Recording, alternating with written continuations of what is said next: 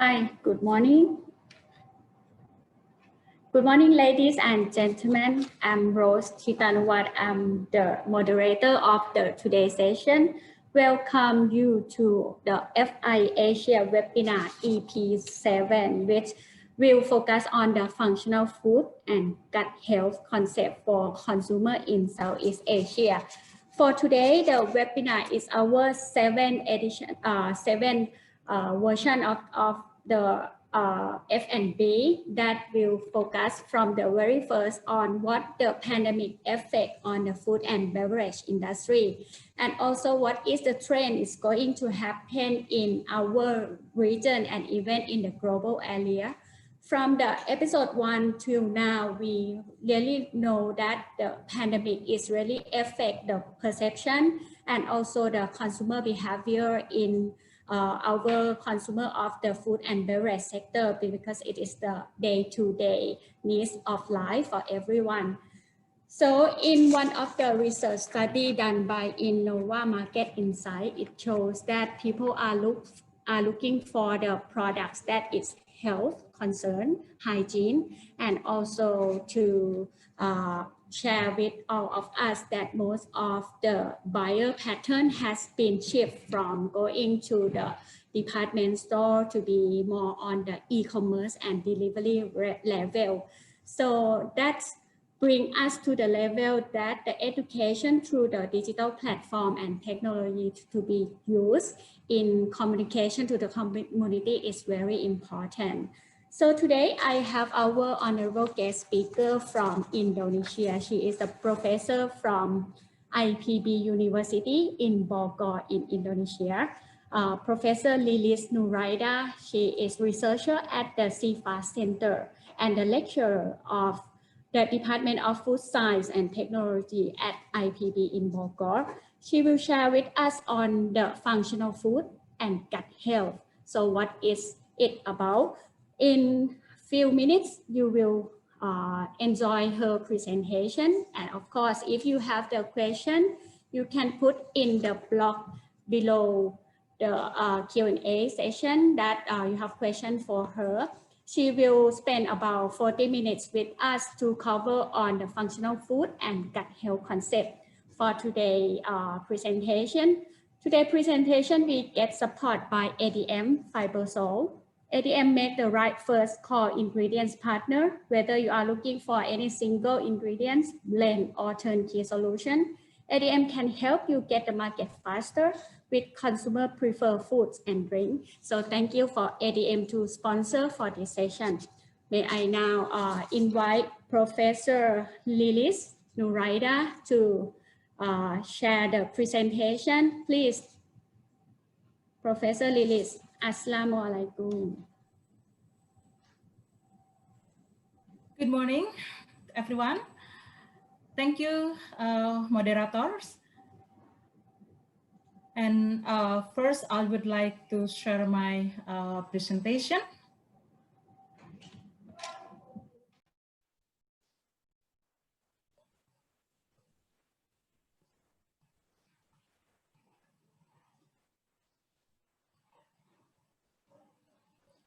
First of all, I would like to thank the informal markets for giving me opportunity to present the topics today in the prestigious webinar on functional food and gut health concept for consumer in the Southeast Asia. My talk today will be an introduction on functional food and functional food in Southeast Asia, functional food for the future, the importance of gut health for overall well-being, and finally, I will talk about the role of pro and prebiotics in gut health improvement. The two main functions of food have conventionally been recognized as providing nutrients as a primary functions, and sensory functions such as taste, flavor, etc. for secondary function. Nowadays, consumers are making the connection between a good diet and optimal health or disease prevention So food has a third or tertiary function that was thought to be those pertaining to regulating physical conditions such as a function of bioregulation, disease prevention, recovery from disease, and also control of aging. Foods possessing these third functions were defined as functional foods.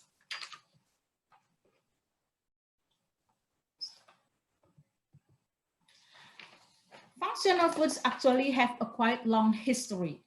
Food has been historically used as preventive medicines in many cultures around the world. Although Hippocrates did not state functional foods, but the conventional concept of functional foods has actually started by his statement. We know that his statement is, let food be the medicines and medicine be the food. Centuries afterwards, in 1980, the concept of functional foods were first proposed by a Japanese academic society, which is proposed the concept of functional foods for food products fortified with constituents that possess advantageous physical effects. And in 1991, the Ministry of Health, Labor, and Welfare established the FOSU labeling regulation in Japan. FOSU stands for Foods for Specified Health Use. In 1993, the term functional food first appeared in the journal Nature under the heading, Japan Explored the Boundary Between Food and Medicines. Functional food has created a lucrative market and becoming an emerging segment of products in food markets. But there is no universally accepted definition of the evolving food category. So many institutions have individual definition, as shown in this example of the definitions defined by ILSI, European Commission Concentrated Action on Functional Food Science in Europe, the American Dietetic Association, International Food Information Council, as well as Institute of Food Technology. However, although there are different definitions, however, the bottom line are similar, that the concept of functional foods embraces those that provide a health benefit beyond basic nutrition, as demonstrated to have physiological benefits and or reduce risk chronic disease. Similar to the definition, there is no classification of functional food used globally. However, in general, functional food can be classified first as natural food with improved compositions, employing particular agronomic conditions, including genetic engineering.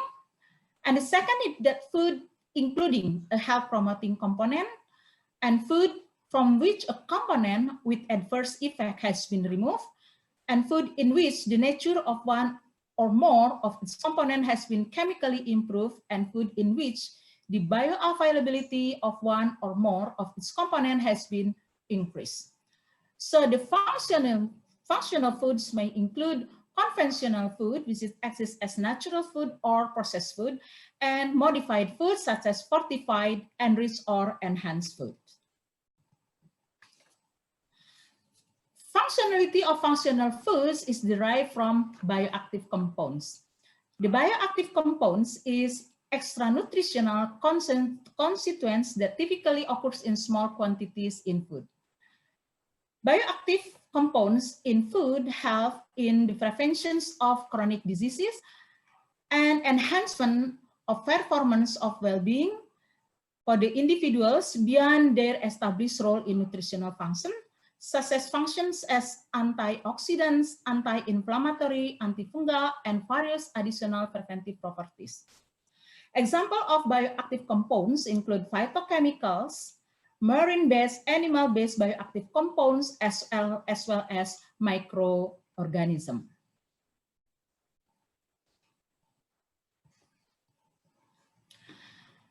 Nowadays, the most popular functional food ingredients include probiotics and prebiotics, which help gut health, dietary fibers, omega-3 fatty acid, oleic acid in phytosterol, especially providing health benefit in prevention coronary heart disease and lowering cholesterol. Phytoestrogens and many phenolic compounds such as flavonoid, phenolic acid, and tannins serve as antioxidants. Those bioactive compounds exist in different kinds of foods with different concentrations. For example, in oats, usually cited as a source of fibers, and also some bioactive compounds present in fermented milk, as well as in traditional fermented foods such as tempeh, kimchi, and many others fermented products. This is an example where we can find the fibers, the dietary fiber, for example, from wheat bran, corn bran, fruit skin, as well as beta-glucan, soluble fiber, whole grain from different sources with potential benefit, especially reduced coronary heart disease and many others functions for well-being. Among polyphenol compounds, flavonoids is one of the compounds.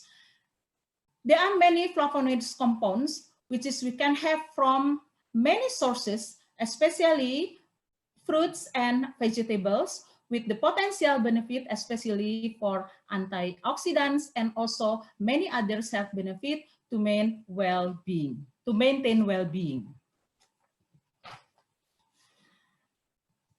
What about a functional food in Southeast Asia? So in Asia, functional food have been regarded as integral part of traditional cultures. High content of polyphenol or phenolic compounds, herb and spices has been traditionally used for medication as well as for cooking in Southeast Asia countries. For example, Indonesian jamu, consisting of herb and spices, has been used as a traditional medicine, although this is not food, but classified in Indonesia as traditional medicine, but many of spices used in jamu also used in cooking. Southeast Asian diet also rich in cereals and tubers. Some of them contain high fibers, and also soybean, which high in isoflavone, for example, also part of the Southeast Asian diet. Variety fruits and vegetable is high in phytochemical, also part of Southeast Asian diet. As others functional foods may also include tea and mushroom. Southeast Asia country also rich in a variety of fermented foods, soybean-based, milk-based, as well as fruit and vegetable-based. In the market, there are many functional foods as pre-packed foods and ready-to-eat foods, including snacks, for example, high-fiber snacks, probiotic containing snack, and dairy products, mostly beverages containing probiotics, fruit vegetable-based, and high-fiber drinks. Okay, this is the example of our fermented foods from different substrates with different names. However, although different substrate and different names across Southeast Asia country, however, we share similarity in the way of fermenting them, as well as also the raw material, as well as the characteristic of the products. What is the benefit of fermented food? So the fermented food design contain bioactive compounds. The fermented food also contain beneficial microorganisms, which is I will talk later on. I would like to give you an example of fermented food is tempeh.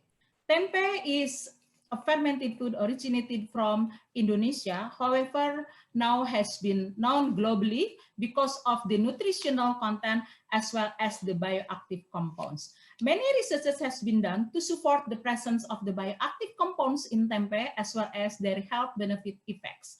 For example, tempeh rich an isoflavone aglycone, which is we know that the isoflavone presence in soybean in gluconate form, which is bound into carbohydrate, into glucose. However, during fermentation, this compound is released, and the compound also act as antioxidant and exhibit estrogen-like function. Other compound deliberated during fermentation is peptide, which is also serve as antioxidant and angiotensin 1 converting enzyme inhibitor. This enzyme is regulating the blood pressure for high blood pressure. So by inhibiting SA inhibitor could regulate the blood pressure. Other bioactive compounds present in tempeh, including phenolic compounds, serving as antioxidant, as well as factor 2, gamma aminobutyric acid as antihypertensive, superoxide dismutase as free radical scavengers. Tempeh also contain antimicrobial agents for diarrhea-causing bacteria, as tempeh also rich in vitamin B12, and then B12 is not produced by the rhizopus, by the mold, however, by other bacteria which is grow together with mold. Tempeh also rich in fiber and oligosaccharides. Tempeh fermentation is not only using Rhizopus oligosporus, however, some other microorganisms like lactic acid bacteria and yeast also present in considerable amount during fermentation. Especially for lactic acid bacteria, could serve as immunobiotics, could enhance immune system. As a postbiotic is the metabolite produced during fermentation by lactic acid bacteria, and paraprobiotics or inactivated probiotics, because usually we fry tempeh, we cook tempeh, we don't eat tempeh in a fresh form. Probiotics, paraprobiotics also called as a ghost probiotic because the microorganism is already inactivated by processing. Other example is fermented milk, which is also contain variety of bioactive compounds from peptides, conjugated linolenic acid, gamma amino, butyric acids, oligosaccharides, vitamin, and also beta-galactosidase. This is very important enzymes, especially for Southeast Asian population, where according to research that many ASEAN people have a lactose intolerance, which is some people have a problem in metabolizing lactose from milk.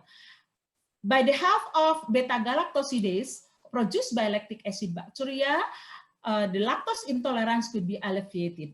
Lactic acid bacteria in fermented milk also could serve as a probiotics, as well as immunobiotic, postbiotics, and paraprobiotics. About the probiotics, I will talk later. The probiotic is the live microorganisms, and fermented milk usually eaten freshly.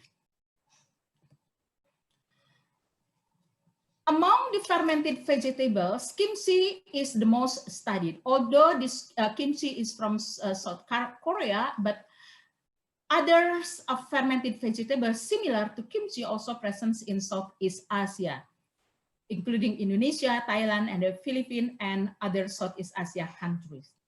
Kimchi made from Chinese leaf. Kimchi contains various health-promoting components such as beta-carotene, chlorophyll, vitamin C, and dietary fibers. Kimchi also has activities of bioactive compounds for anti-mutagen, antioxidant, and angiotensin-converting enzyme.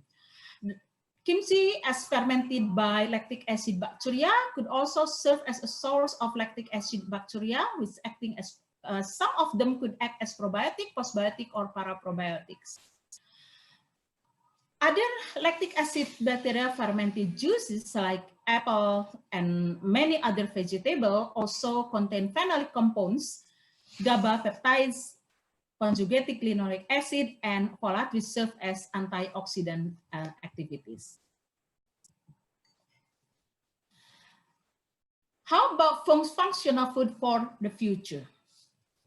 The consumption of functional food has emerged as a major consumer-driven trend. People now are living in a fast life, get many stressors and changes in their eating habit. So many people are prone to getting sick easily, especially those related to chronic disease such as obesity, diabetes, cardiovascular disease, and cancer.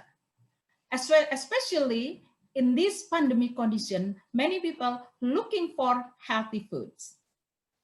At the same time, however, growing awareness of the potentially beneficial effect of healthy foods, including functional food, is leading millions of people adopt better eating habits. Other driving force for functional food include increased consumer interest in controlling their own health, such as the current condition, demographic including increases in elders and ethnic subpopulation, escalating healthcare costs, and also increase in disposable income. The aging population in region also contributes to the development of health and health-related food categories, which is functional food. Recent scientific research support the health benefit of many common foods and consumer increasingly recognize. So evidence-based science linking diet to chronic disease risk reduction also has driven the development of functional foods. Today, food is not merely viewed as vehicle for essential nutrients to ensure proper growth and development, but also a route to optimal wellness. Increasing income also demand for more premium product, thus becoming a challenge for food manufacturer while competing highly competitive in the food market. So the challenge for food manufacturers is to produce products that are not only fulfill gastronomic pleasure, but will also help reduce the risk of developing different metabolic diseases. Also, the challenges to personalize nutrition to provide precise solution to different health problems. Okay, what is the relations between functional foods and gut microbiota? The dynamic relationship between the microbiotic ecosystem in gastrointestinal tract and its host is emphasized by the joint utilization of consumed nutrient. Diet is a shared substrate between the host and the gut microbiota, and the choice of diet will affect host health both directly and indirectly by affecting the abundance and composition of the microbiotic community. When foods with bioactive compounds are consumed, the foods will alter microbiota composition of the gut, and some are metabolized by the gut to produce by the gut microbiota to produce metabolized product with biological activities such as short-chain fatty acid, bile acid, and trimethylamines, and many others bioactive compounds. The good balance of microbial composition and the beneficial metabolites as well as the bioactive compounds will provide the health impact to the consumer or to the host. Okay, the importance of gut healthy from overall well-being, I could explain in the human gastrointestinal tract. In humans, the gastrointestinal tract harbor approximately 10 to the 14 microbial cells. This is about 10 times the number of eukaryotic cells in the body.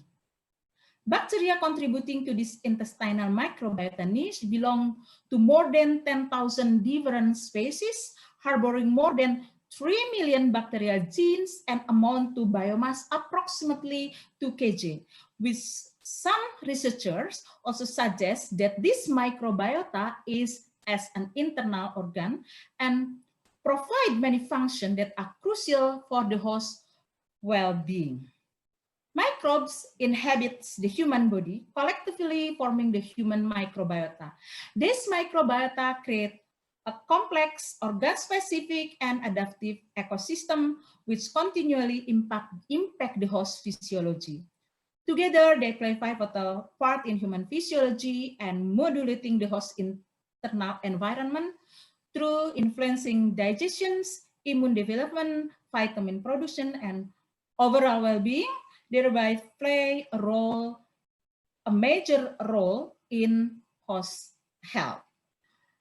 The gastrointestinal tract of bacteria is dominated by members of only 4 bacteria phyla: Firmicutes, Bacteroidetes, Proteobacteria, and Actinobacteria. The human gastrointestinal tract hosts a nutrient-rich environment that supports a commensal microbiome, providing crucial function that cannot be carried out alone by the host. The function of gut microbiota could be classified into three functions. First is protective function for improving barrier and increasing the resistance to colonization by opportunistic pathogens and secretions of antimicrobial peptides, for example. The second function is metabolic function, which is the microbiota do colonic fermentation to produce short-chain fatty acids, and which is helpful to control epithelial cell differentiations and proliferations, as well as other health benefits. The third function is structural function, including maturations of the intestinal epithelium, induction IgA, and the immune system, modulations of immune system. Gut microbes also key to many aspects of human health, including immune, metabolics, and neurobehavioral traits. So there is communications between gut microbiota with the lungs, what we call it gut-lung axis, and also the communications between microbiota with the big brain, which is we call it gut-brain axis. So the health conditions or the health status of the gut will affect the health status of the lungs and also the brain, as well as other organs. In these pictures, I show how the role of the gut microbiota in health and disease.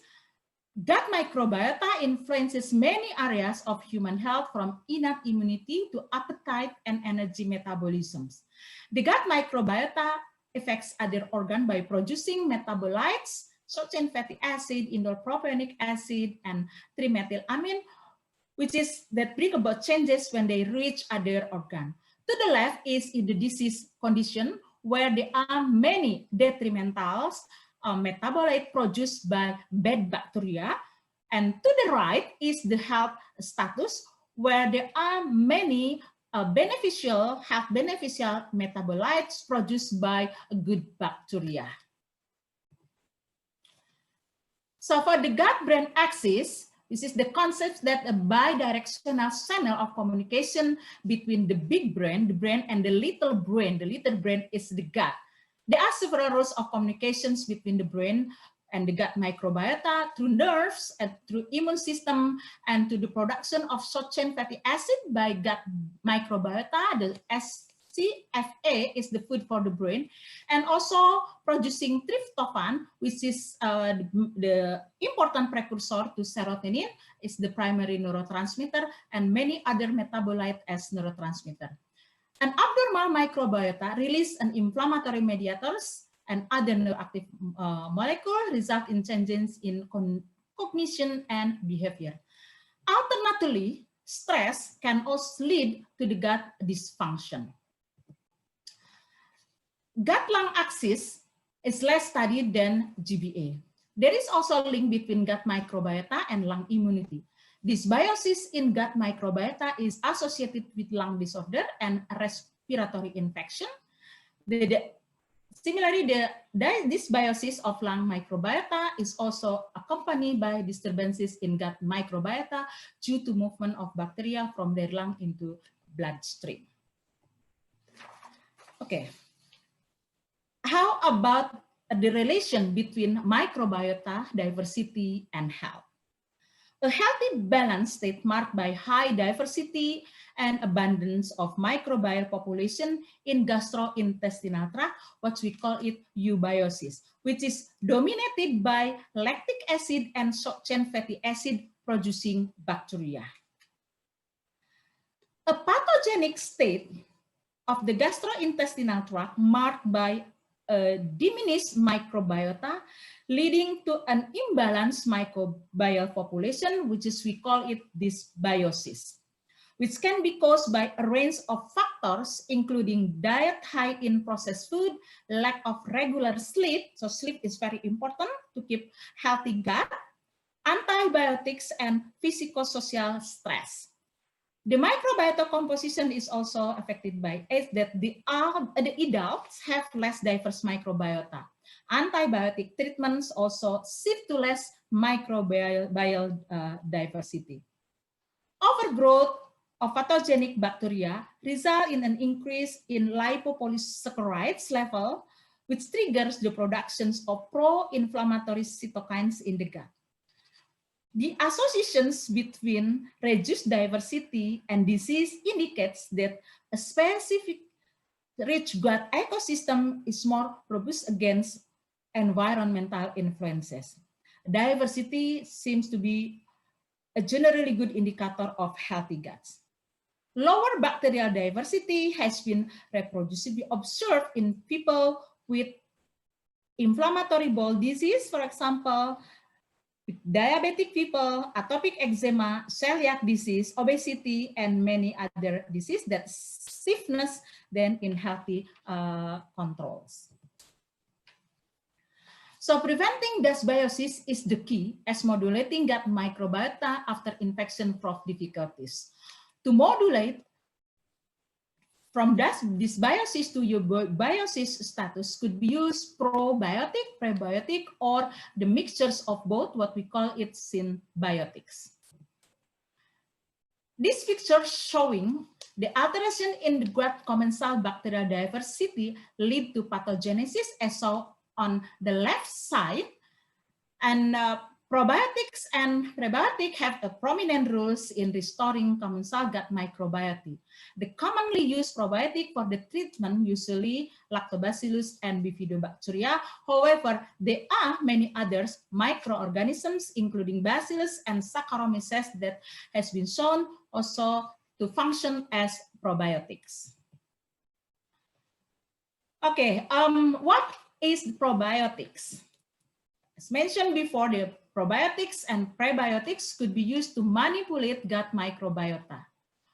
Probiotics has been defined by WHO as live microorganisms that, when administered in adequate amounts, confer a health benefit to the host. And this definition has been adopted globally. However, the microorganisms to be able to be classified or recognized as a probiotic have to go through evaluation in vitro, in vivo, and clinical trial to prove that the microorganisms has health beneficial effect. Probiotic usually added to food, both fermented and non-fermented, or taken as food supplements. The second is prebiotics. Prebiotic definition has evolved since the prebiotic word is introduced some time ago. Recently, the expert panel statement that a prebiotic is defined as a substrate that is selectively utilized by host microorganisms, conferring a health benefits. Although all compounds considered prebiotic are microbiota accessible carbohydrate or fermentable dietary fiber, the reverse is not true, meaning that not all dietary fiber can function as probiotic, because of the key for the prebiotic is selectively utilized by host microorganism. And symbiotic contain a mixture of prebiotic and probiotics. Okay, the concept of traditional probiotics was initially based on the observations of Professor Eli Metchnikov, and he suggested that the regular consumption of fermented dairy products with lactic acid bacteria, such as yogurt, was associated with enhanced health and longevity in elderly Bulgarian people. Some of the bacterial organisms present in the large intestine were source of toxic substances that contribute to illness and aging. And acid-producing microorganisms in fermented dairy product could lead to a prolongation of lifespan consumer by inhibiting the microorganisms producing toxic substances or pathogenic microorganism. So it is possible to adopt measures to modify the flora in the bodies and to replace the harmful microbe by useful microbes. The scientific rationale behind this concept was published in his book Prolongations of Life, which is published in 1907. So the beneficial effect of probiotics could be classified into three groups. First is as intestinal microbial or alter intestinal microbial composition into more balanced gut microbiota, into eubiosis state. And also probiotics serve as immunomodulations, and as probiotic also produce many metabolics with also affects the health status, such as GABA, as well as lactase enzymes, as well as short-chain fatty acid. Originally, probiotics were isolated from healthy human. However, now many probiotics has been researched from traditional fermented food and many other food, and mostly belong to lactobacillus and bifidobacteria. And probiotic properties, we have to know, is strain dependent. So not all species, not all strain are equal. So not all yogurt or fermented foods are equal.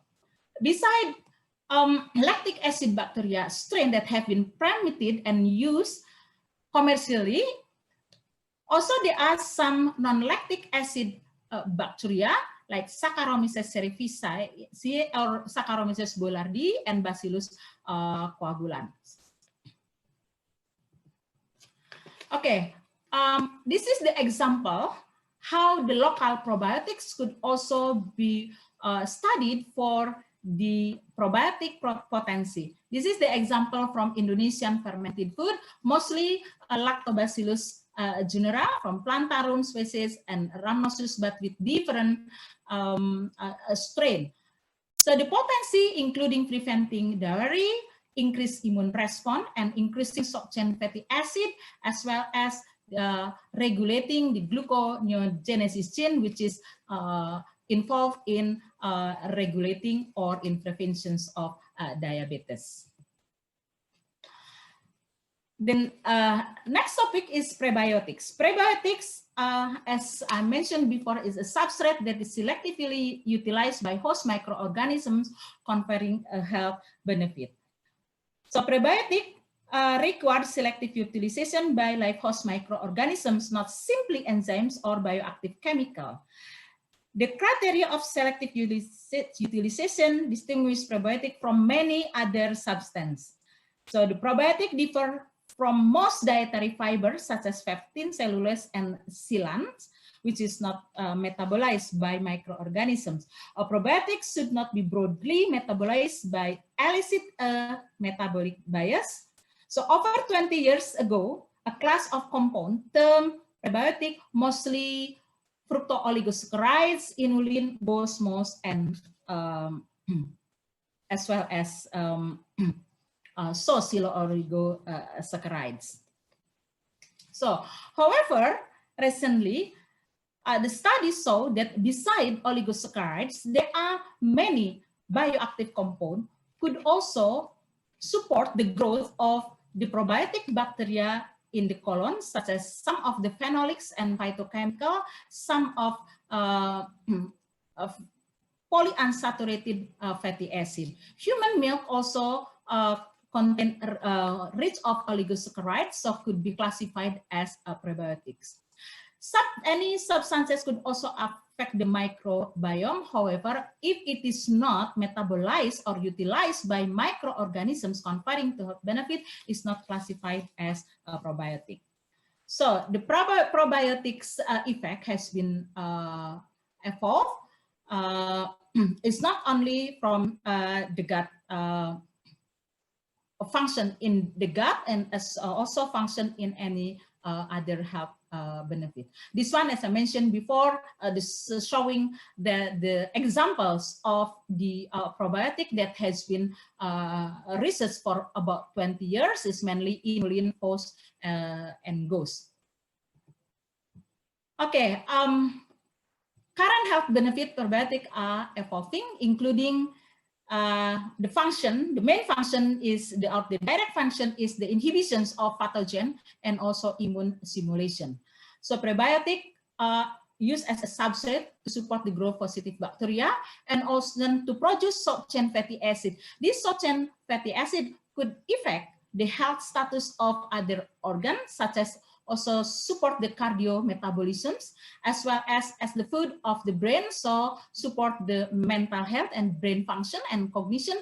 And also prebiotics help the mineral bioavailability or have the absorptions of the minerals. Okay, this is showing you the natural sources of probiotics from our food. However, the concentrations in the natural source is variety, and in some is very low concentration. So we have to eat a lot of the natural prebiotics to get beneficial effect. Therefore, some prebiotic has been extracted and concentrated and added to the food. This also how the effect the bioactive compound and probiotic toward gut microbiota compositions, such as fiber and prebiotics increase microbiota diversity at short chain fatty acid production, as well as polyphenol, which is increased intestinal barrier protectors and butyrate producing bacteria, and while decreasing lipopolysaccharide producer, which is pathogenic bacteria. And also non-digestible carbohydrate, dietary fiber, and other examples of probiotic effect on the gut microbiota composition, and as the outcome is on health mediated by gut microbiota, like reductions in metabolic related diseases. Okay, symbiotic is a mixture of probiotic and prebiotics, improving the survival and implantation of live microbial dietary supplement in gastrointestinal tract. This is the example of the pair of prebiotics and probiotic that has been used. And finally, application probiotics in foods. So food to deliver probiotics of microorganism is not limited on the fermented product, and also is not limited on milk-based, but also involve non-milk-based. Although milk is a good carrier for probiotics because of the buffering capacity, however, recently there are many products developed for probiotic carriers from non-milk-based. Both of them, milk-based or non-milk-based, could be used as a substrate for fermentations or for preparing non-fermented foods. For fermentations, probiotic used as a starter culture.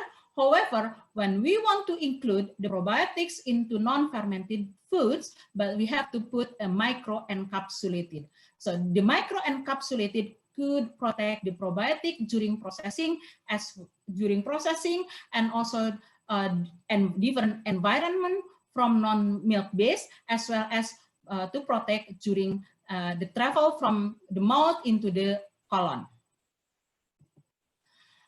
Finally, I would like to summarize my presentation today that the functional food further solidify Hippocrates' idea to let the food be the medicines, and the probiotic concept was coined to reflect Eli Mesnikov's idea.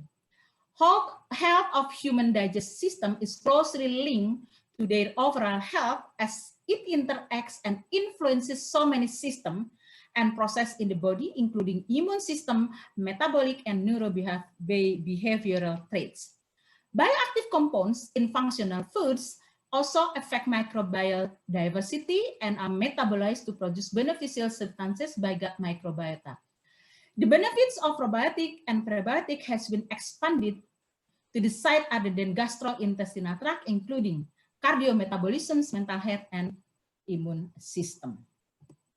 Before I close my presentation, I would like to pay a special tribute to those two gentlemen who has laid their thought for the developments of functional food as we know today, Hippocrates and Professor Eli Mesnikov.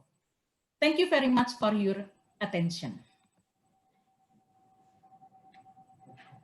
Thank you very much, Dr. Lilis, for very useful technical presentation you have been given to the audience.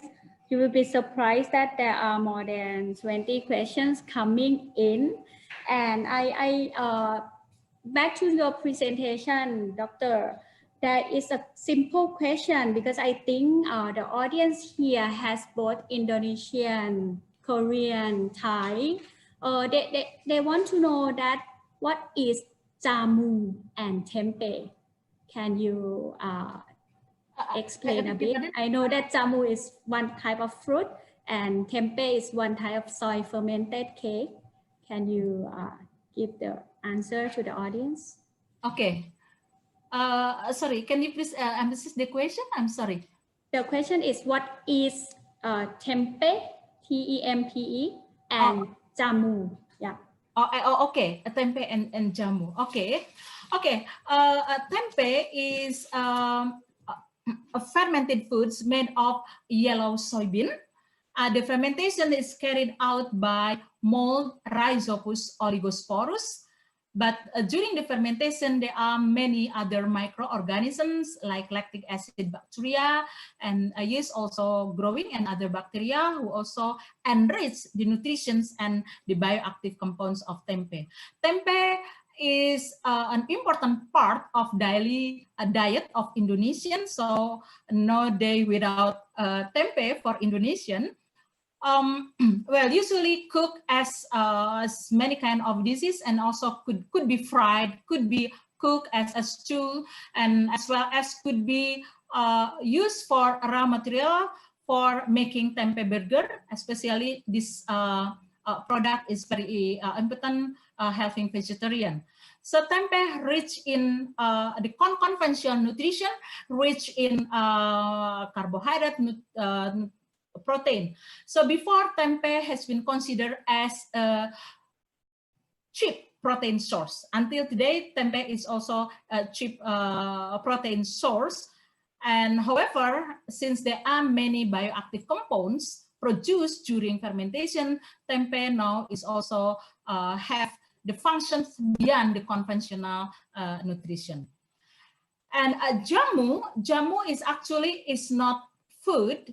However, is a traditional medicine consisting of many kind of herbs and spices, which is because the taste of jamu usually is not very pleasant taste. People also put some palm sugar into jamu. However, nowadays, many beverages, which is more pleasant, more accepted to the consumer, has been developed using herb and spices. Yeah, so jamu as classifies as a traditional medicines. So you guys have tempeh every day, so you have very good gut health. Microflora. Yes, hopefully, yeah. Yes. Yeah. All right. Yes, for the next question, Doctor, is about the audience asks, can you clarify about the difference between paraprobiotics and postbiotic? Okay. Paraprobiotics and postbiotics. Okay. Yes. Okay. Okay. This concept is still not coined into definition used globally or agreed globally, because this concept is come out when the question where probiotic has been well defined and adopted globally. However, since there are many products, fermented products, but may not contain probiotics, but contain dead probiotics, for example, but also contain metabolite produced by probiotic bacteria. So then many researchers suggested the concept of paraprobiotics and postbiotics. Paraprobiotics, as I mentioned before, some also call as a ghost probiotic. Ghost is for dead, dead body. So actually paraprobiotic is inactivated probiotics. So inactivated microorganisms. However, those inactivated microorganisms also deliver health beneficial function. For example, the function also include the cell wall of the microorganisms that stimulate the immune system. The postbiotic is also, we call it as non-viable, but postbiotic is the metabolites produced by microorganisms during growth in the fermentation, especially the metabolite produced by microorganism or by lactic acid bacteria, for example. For example, is enzymes. Enzymes may be produced, or short-chain fatty acid may be produced during fermentation. However, because of some fermented food or cooked before consumption, or the fermentation is not done by probiotic bacteria, so when we consume those food, we cannot obtain the health beneficial effect from probiotics, but we still can have a beneficial effect from the metabolites produced by the microorganism during fermentation, that such as short-chain fatty acid or the enzymes beta-galactosidase or lactase, for example. So this kind of metabolites produced by probiotic, we call it as a postbiotic. So the postbiotic is the metabolite, the paraprobiotic is the cell or cell component that has also have a health beneficial effects. I think the audience get very clear answer from you. So right now we have a lot of questions left. I think we have about like 7 or 8 minutes. But however, I try to cover all the questions that I compiled from this Q&A. Doctor, the question next is about, as you are like consultant and lecturer and researcher, what do you see the next 5 years trend on prebiotic, especially on like resistant starch or dietary fiber? How you see this prebiotic demand, and how is the use or any research done? Yeah. Okay, thank you. As I mentioned before, that during the 20 years, the substances classified as prebiotics mostly fructans and galactans. However, since the progress of research, that is not only those carbohydrates that also fulfill the or can support the growth microorganisms selectively utilized. So the word is selectively utilized by beneficial microorganism. So there are many other substances, including resistant starch. Resistant starch is different with starch, that usually starch is absorbed by, could be metabolized by our enzymes. However, the key of the probiotic is that the substrate that cannot be absorbed or metabolized by upper part of our gastrointestinal tract. So they go through down to the colon, and in the colon is metabolized by a beneficial microorganism. So by these open windows on the prebiotic, there should come more substances could be classified as prebiotic from different sources, and extracted and concentrated. So, so to me, that research on prebiotics from different sources, including, it's not only limited to carbohydrates, and as could also involving bioactive compounds. Nowadays, there are many research on how the bioactive compounds could be metabolized by microorganisms in the colon. So bioactive compound could be from tea, for example, from vegetables, and also from fruits. Yeah. Yeah, and honey is can be positioning as a good prebiotic. Honey. Okay. There is a question, does honey has good positioning as a prebiotic? Yes, not so many research on honey. Yeah, not so many research on honey related to the prebiotic, because the most sugar present in honey is fructose and glucose, which is readily to be absorbed by human body. So we'll left nothing or a very small amount for the microorganism. However, in related to the functional food about honey, honey is rich in antioxidants. Honey enriched in antioxidant, and recently also there are many research, or not so many, research started on the presence of lactic acid bacteria in honey. Honey actually not very good condition to live for the microorganisms because acid and as well as very low water activity, not very low, but quite low water activity because of the high sugar content. However, there are some lactic acid bacteria could survive, and also they may also during the maturation of honey, they can also produce some bioactive compounds. And some research also showing that microorganisms isolated from honey also show the probiotic characteristic, although the research is still very preliminary. All right, so there is a question also regarding to the honey, doctor. Yes. I'm not sure whether I pronounce right or not. It's called kelulut honey. Kelulut. Kelulut, I'm not sure. It's a kind of bees. Yeah. Kelulut, okay. Yeah, it's a kind of. The audience has pre-question asking whether it helps in immune booster. Okay. Yeah.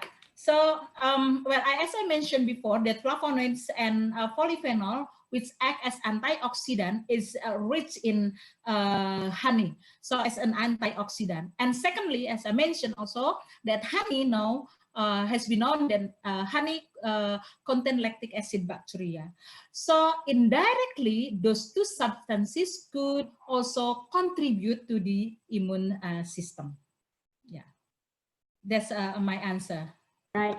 So from the presentation, even my understanding would understand that probiotic is like the life good bacteria, right? So in food processing, doctor, there would be the many type of food processing like boiling, frying, drying, or put in the steam. So the question is, when the probiotic pass through this food processing, how to maintain the probiotic in food, and what is the food processing method that is best to remain probiotic in the food?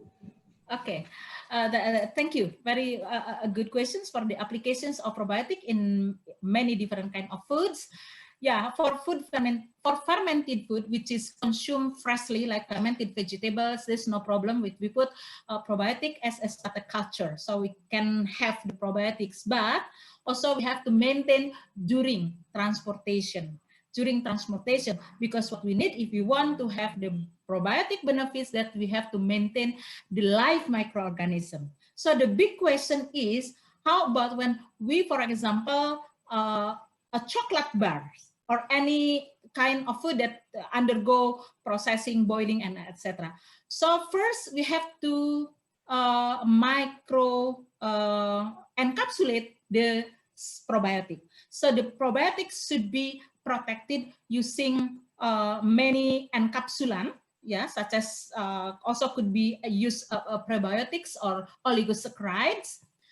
And then the second key is the time, or the correct time, the critical when you incorporate to the food. So when the production, including drying, or including boiling, including frying, so you have to add the probiotic usually in the form of the powder after processing. So like dusting with probiotics or mixing the probiotics before molding, for example, or when in the state is not very hot, but when the state where we still can mix with the probiotics. Okay. So usually in the form of the powders. Yeah. Okay, very clear that it is really effective, but how to have the probiotic, that is the innovation and process on that processed food that we have to implement. Yes. Yeah, Doctor, come to the last question. Very politic question, I would say, from many of the pre-question and live question. As you are the researcher and working with many manufacturers to give like idea and advice. Now, BPOM, to the audience that not in Indonesia, BPOM is like FDA, okay, Indonesian FDA.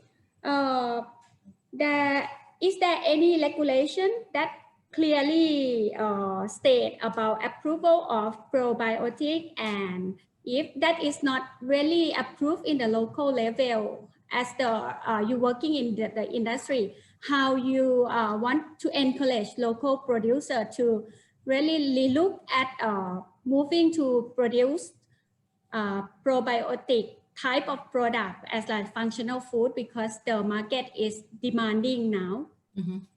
Yeah. Okay. Yes.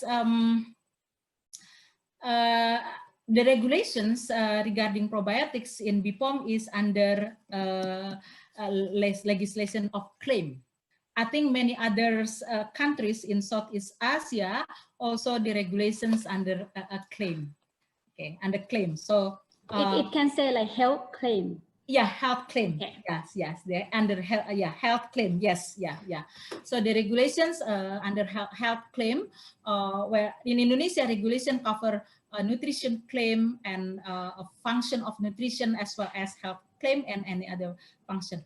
But as probiotic is, I mentioned before, that very specific for strains. So although similar genera, similar species, but the beneficial functions of the microorganism of the organism with the similar species may be different, because as one, the key is probiotic is strain specific, and also the function or the functional characteristic of each probiotic may also specific to its function. For example, some probiotics may be good in lowering cholesterol, but not for lowering or for helping preventing diabetes, for example, and alternately. So to be able to be claimed as probiotics, many countries, it's not only Southeast Asia, I think many countries follow the outline or not the regulations, but the step on how to evaluate probiotic as outlined by WHO in 2002. So far, that's a framework from the WHO 2002 is still adopted by many countries that has to go to in vitro, in vivo, and clinical trial. So so far, that's because the function is very specific. But how to, now the question is how to promote, okay, to promote the, especially for traditional fermented foods. Although if we cannot have the probiotics, but there are so many health beneficial function from fermented foods, as I mentioned before. During fermentation, the lactic acid bacteria could produce bioactive compound. For example, from milk, although the microorganisms which is present in the fermentation is not proven as probiotic, however, during the metabolisms of lactose from milk, the microorganisms will secrete lactase or beta-galactosidase, which is helpful to help us as Asian people to alleviate lactose intolerance. And there are many others like peptide. Peptide is always produced by during fermentation, and some of the peptide have different function, as some as antioxidant, and maybe some other also helping in regulating blood pressure. Although the concentration cannot be compared with the medicine, because fermented food is that the medicine just helping to prevent to maintain well-being. All right. Thank you very much, Dr. Lilis and terima kasih. So it's very nice presentation, and definitely I will share you the question that we could not finish in this session through your email. So ladies and gentlemen, thank you for the audience, more than 300 that's staying with me today. So for the next episode of Food Ingredients Asia in Indonesia, we are bringing you to know about food and beverage demand in ASEAN. So let's stay tuned with us through our social network, Facebook, Food Ingredients Asia. So on 8th of September, you will learn more about the demand, is what is going on right now in ASEAN. And for today's presentation, this episode we get sponsored from ADM Fibersol. So thank you very much for the CFAS IPB University in Bogor. Thank you. สวัสดีค่